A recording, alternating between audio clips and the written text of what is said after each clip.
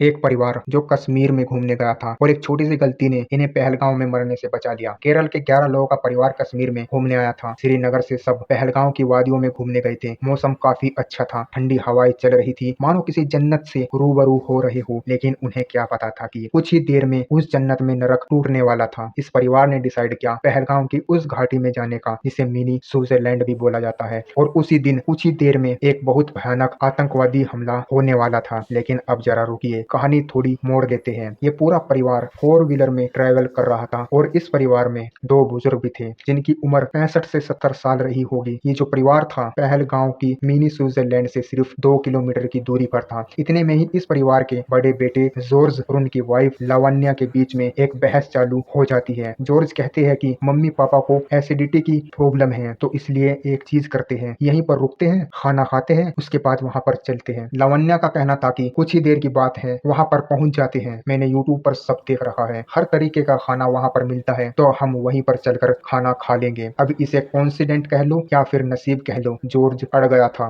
नहीं, हम यहीं पर रुकते हैं, पहले खाते हैं, उसके बाद चलते हैं। अब ये जो घटना थी ये अटैक से 1 घंटे पहले हो रही थी। अब क्या था, पूरा परिवार लगभग 2 किलोमीटर पहले ढाबे पर रुक गया था, जहाँ पर इन्होंने मटन ऑर्डर किया था, साथ में बाकी कुछ और भी ऑर्डर किया था फैमिली के 11 लोगों के लिए। सबने खाना खाना स्टार्ट किया, लेकिन जैसे ही इन्होंने पहला निवाला मुंह में रखा तो जॉर्ज को काफी ज्यादा गुस्सा आ गया। उन्होंने मटन में काफी ज्यादा नमक डाल रखा था। जॉर्ज पूरे स्टाफ के ऊपर भड़क गए। उन्होंने कहा कि मेरे माँ बाप को बीबी की प्रॉब्लम है और वो इतना ज्यादा नमक नहीं खा सकते। अब एक काम करो, हम तुम्हारे यहाँ पर खाना नहीं खाएंगे और मैं बिल भी दे दूंगा, और इस खाने को भी ले जाओ, हम यहाँ से जा रहे हैं। जॉर्ज का कहना था कि हम खाने के लिए अपने माँ बाप की वजह से ही यहीं रुके थे, अब यहाँ रुकने का कोई मतलब नहीं बनता। सबको पता है कि कश्मीर की जो मेहमान नवाजी होती है वो काफी ज्यादा अच्छी होती है। यहाँ के लोग काफी ज्यादा मिलनसार होते हैं। इसी कारण से ढाबे का जो ओनर था वो इस फैमिली के पीछे पड़ गया। नहीं, हम आपको बिना खाए नहीं जाने देंगे, आप बस हमें 15 मिनट दो, हम नया बनवा कर लाते हैं और फिर उसे आप खा लीजिए और उसके बाद आराम से चले जाओ। इतनी जिद करने के बाद फाइनली ये फैमिली रेडी हो जाती है। ठीक है, हम रुक जाते हैं, खाना खाने के बाद चले जाएंगे। अब ये जो घटना हो रही थी ये अटैक से 25 से 30 मिनट पहले हो रही थी। 15 से 20 मिनट खाना खाने में लग गए। वे खाते हैं, उसके बाद ये फैमिली पहले गांव के मिनी स्विट्जरलैंड की तरफ निकल जाती है। जैसे ये फैमिली लगभग 1 किलोमीटर दूर आगे बढ़ती है, वहां से एक औरत खून में लथपथ भागती हुई इनकी तरफ आती है और इस औरत का कहना था कि वहां पर अटैक हुआ है और हिंदुओं को मारा जा रहा है। शुरुआत में ये कुछ नहीं समझ पाए, लेकिन जैसे ही उन्होंने सामने से और भी ज्यादा घायल लोगों को